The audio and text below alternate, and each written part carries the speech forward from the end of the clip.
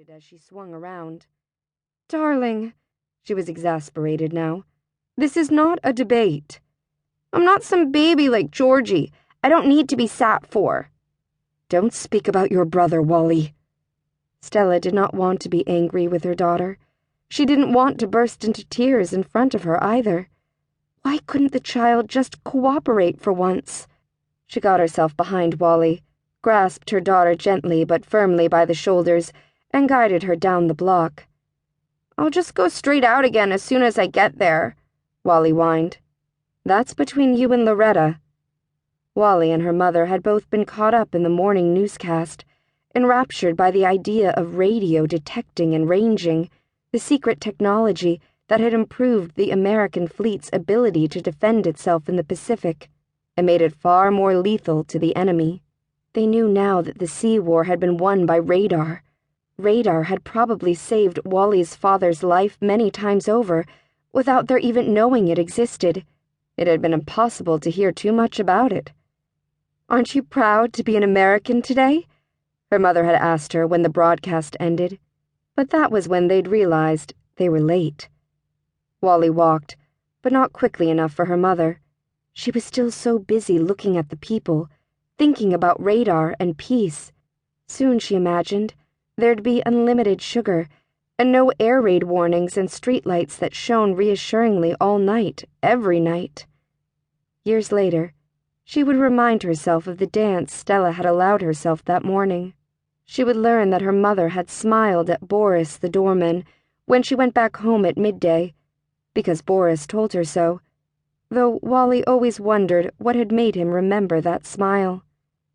It was VJ Day. Hadn't positively everyone smiled at him that day? She knew Stella had ridden the elevator up to their apartment, surely setting her handbag down on the red leather bench at the back, the bench that no one but Wally ever actually sat on. She had gone to the kitchen and baked a pound cake. Wally could picture her mother eating the first slice of that cake while sitting at the enamel-topped kitchen table. Maybe it was the full bow of her lower lip, or the way she flared her nostrils, inhaling as she chewed, but Stella Baker had a beautiful way of eating.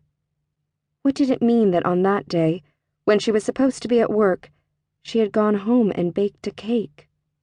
"Mother," Wally said, loudly enough to carry over the jubilant street noise and the clip-clip-clip of her mother's shoes.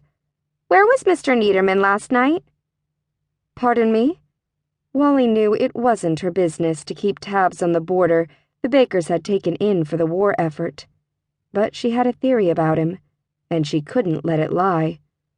"Where was Mr. Niederman last night? He wasn't there when I went to bed, and he wasn't there this morning."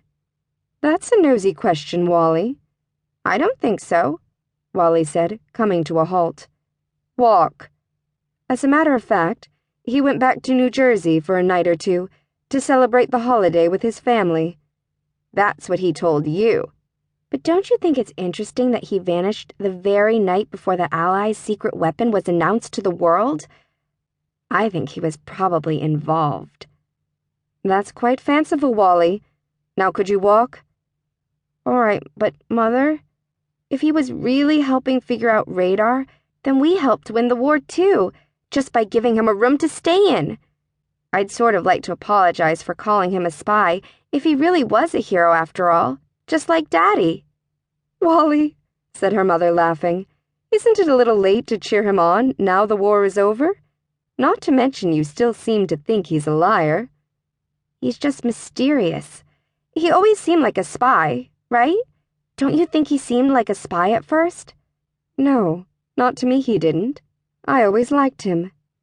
Wally came to a complete stop. Her mother's arms stretched long before their hands separated. Her mother certainly hadn't always liked him. At first, she hadn't even wanted him to come, and she'd been very rude to him in the beginning. When had that changed? At what point had her mother uncovered the truth? Wally stared at her mother, willing her to look her in the eye, but Stella wouldn't do it. Wally knew she was hiding something. "You always liked him?" "What?" asked Stella, glancing down at her watch, then touching the corner of her lip, as if to be sure no lipstick was caught.